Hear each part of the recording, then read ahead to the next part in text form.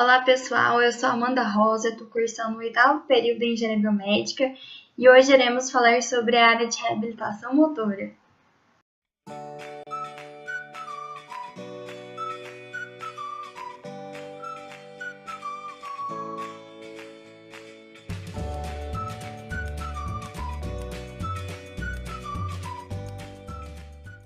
Bom pessoal, as deficiências motoras elas podem ser de âmbito neurológico ou musculoesquelético.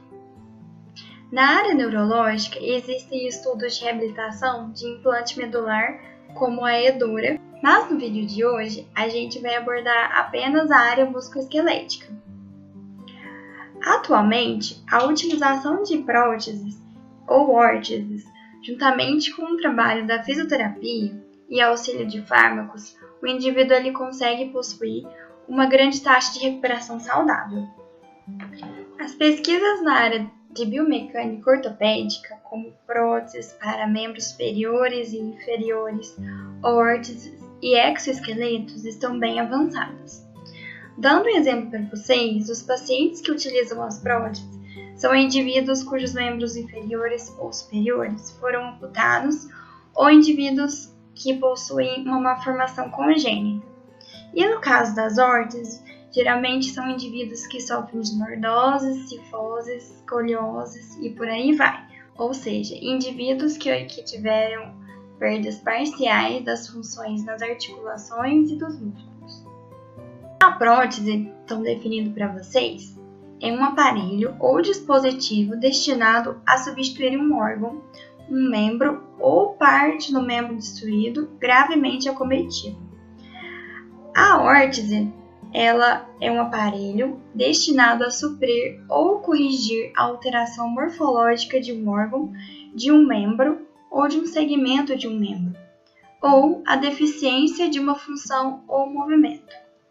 Então, os objetivos da órtese são diminuir a dor, prevenir lesões mais graves, promover bom posicionamento ou repouso e melhor consolidação óssea e reparo tecidual, prevenir ou corrigir deformidades, promover estabilidade articular, proporcionar uma melhora da marcha, alívio de hiperpressões e absorção de choque.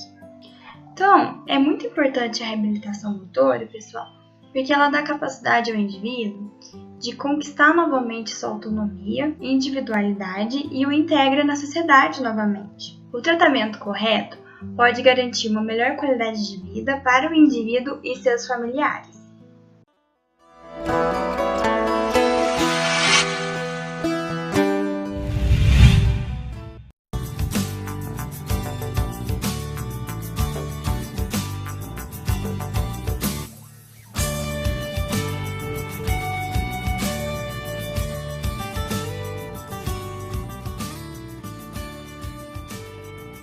Com o passar dos anos, a evolução tecnológica melhorou a qualidade de vida dos usuários de próteses e órteses.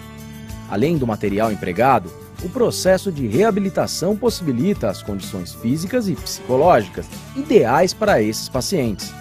Isso é fundamental para que esses novos equipamentos se tornem funcionais e melhorem a capacidade motora e a qualidade de vida do paciente.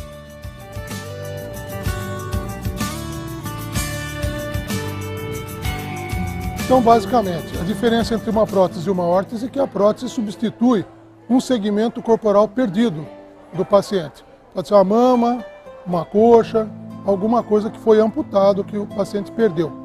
Ou que nasceu sem ela também, né? Pode ser uma malformação congênita. Já a órtese substitui a função. Então, se você tem um grupo muscular que não estabiliza o seu joelho, se você tem uma visão de curta distância ruim, idoso, né? Pode precisar de um óculos para corrigir a sua visão. A prótese, se for de membro inferior, ela vai auxiliar na marcha, vai permitir que o indivíduo novamente deambule com as suas próprias pernas. Então, a órtese, por outro lado, vai permitir que o indivíduo também caminhe, às vezes, melhor, ela vai aprimorar a função. A prótese, o indivíduo tem que reaprender a andar, porque ele perdeu um segmento e foi completado com a prótese. A órtese, ele tem aquele segmento, mas não tem força, às vezes ele é desalinhado, então a órtese realinha, reposiciona e permite que ele amplia, vamos dizer, a capacidade do paciente naquele movimento, daquele segmento. E no membro superior, a prótese a gente sabe que não tem sensibilidade.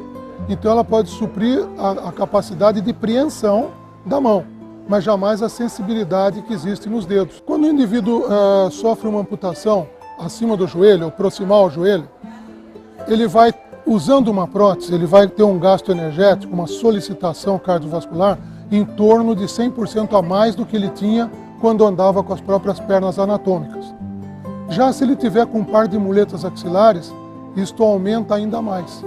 Então a prótese, nesse caso, serve para diminuir a necessidade metabólica e poupar um pouco o coração, pulmões, etc.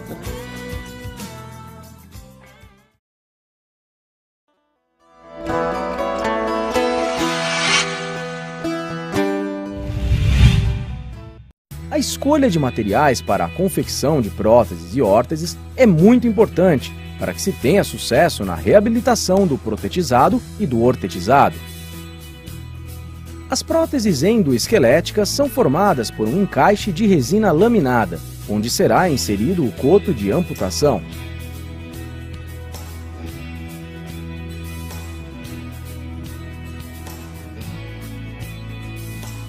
Logo a seguir, são afixadas estruturas tubulares modulares, que suportam o peso do paciente, podendo ser de alumínio, nos pacientes mais leves, e de aço inox ou titânio, naqueles mais pesados. Essa estrutura tubular é revestida por espuma flexível e na sua extremidade distal é afixado o conjunto tornozelo-pé protético.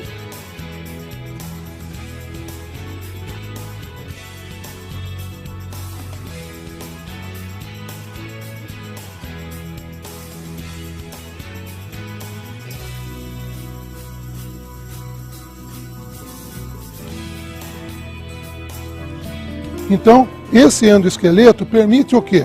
São 4 parafusos abaixo do joelho.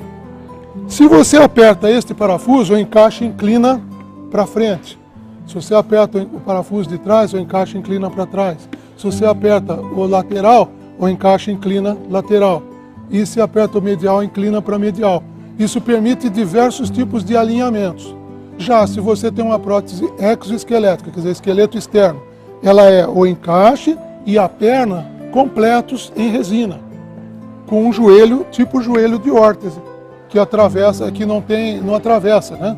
Então fica uma prótese que você, depois que concluiu, não tem como realinhar. Então se o paciente, por uma intercorrência clínica, precisar ficar um tempo com as pernas dobradas, vamos supor uma amputação abaixo do joelho, com a perna em flexão, quando ele for estender, essa perna não estende mais, nós não temos como regular na prótese exoesquelética. Já a endoesquelética permite que a gente faça regulagens de flexão e extensão. Então, normalmente, quando a gente faz uma prótese para um paciente, a gente sabe que o coto desse paciente vai atrofiar. Por quê? No caso do amputado de coxa, ele não tem mais o movimento do joelho. Então, a musculatura que movimentava o joelho se perdeu e ela vai atrofiar. Ela não tem mais aplicação. Então, isso é feito em acrílico, tá certo? E o que acontece? Quando o coto começa a atrofiar, a gente pode colocar algum calço de um material emborrachado, sintético, aqui dentro. Até um certo ponto, vamos dizer, eu posso preencher no máximo uma atrofia de 1 centímetro. O que passar de 1 centímetro, está na hora de fazer um encaixe novo. Então é tirada a nova medida do paciente, feito um novo encaixe. Quando o paciente atingiu uma fase de atrofia bastante acentuada e chegou mais ou menos numa medida estável, aí a gente faz o encaixe definitivo, que é feito com resina acrílica. Mas é uma resina cor da pele, que é feito sempre colocando a válvula para fazer a fixação ao coto através do vácuo.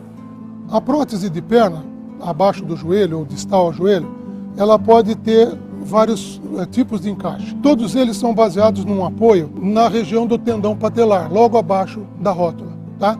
É uma região que não tem inervação, tal, e não é dolorido. Então ele pode pôr todo o peso dele nessa região do joelho, do tendão.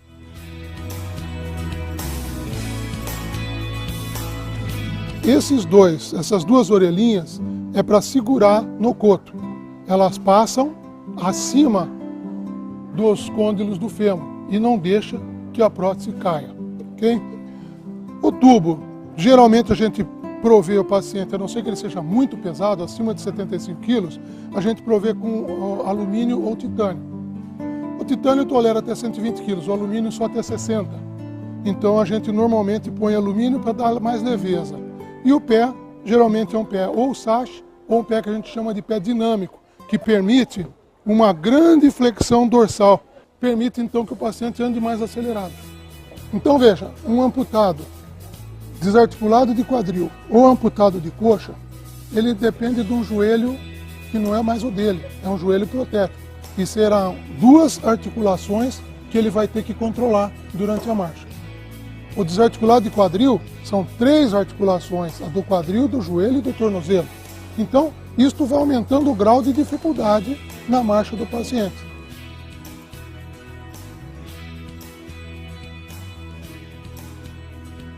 O desarticulado de joelho depende de uma prótese que muitas vezes ela é livre, porque o coto é longo, ele tem facilidade para puxar para trás e travar o joelho.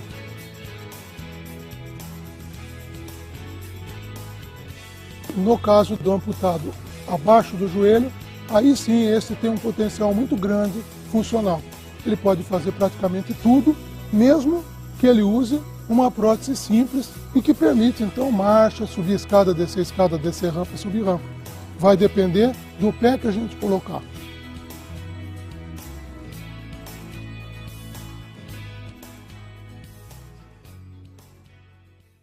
Bom, pessoal, conforme a portaria 818 de 5 de junho de 2001, o Ministério da Saúde ele garante serviços de vários níveis de complexidade, dando a um indivíduo, ou seja, ao brasileiro, a possibilidade de tratamento com instalações físicas adequadas nos hospitais, equipamentos ou equipe multiprofissional especializada para atendimento de pacientes que demandam cuidados intensivos de reabilitação física, motora ou sensório-motora.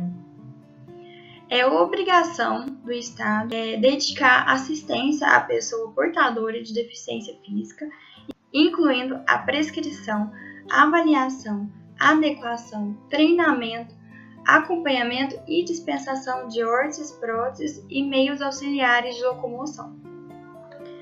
Ou seja, o SUS, pessoal, ele oferece gratuitamente os equipamentos necessários para o brasileiro com a deficiência. Está à disposição dezenas de tipos de próteses para o pessoal que necessita, órteses e aparelhos para auxiliar no deslocamento no dia a dia, tá bom? O atendimento ao cidadão com deficiência, ele inclui o trabalho de reabilitação e o acompanhamento da sua evolução, com exames periódicos. Os pacientes que necessitam de algum tipo de auxílio, como eu disse, para a sua condição médica, é encaminhado para centros de referência ou hospitais com a devida especialização e ocorre o treinamento do indivíduo. Então, gente, após as avaliações consideradas necessárias pelos médicos, o paciente recebe o tratamento e o equipamento auxiliar requisitado sem qualquer custo. Desde 2012, os cadeirantes brasileiros contam com o serviço de adaptação das cadeiras de rodas. O paciente que não consegue utilizar a cadeira de rodas padrão fornecida pelo SUS, ele tem o auxílio da rede pública para financiar as devidas alterações na cadeira de roda para que ele consiga se locomover. Gente, no portal da saúde, que eu vou deixar o link aqui embaixo, a gente consegue encontrar os equipamentos fornecidos nas unidades de reabilitação. Com o pedido do seu médico, você consegue solicitar para a rede pública o equipamento necessário. Então, abaixo eu vou deixar o link do portal da saúde, tá? Do Ministério da Saúde. E também o link dos vídeos que eu apresentei nesse vídeo, tá joia? Então, gente, não deixe de curtir esse vídeo, por favor. Se inscreva no canal e a gente se vê em breve.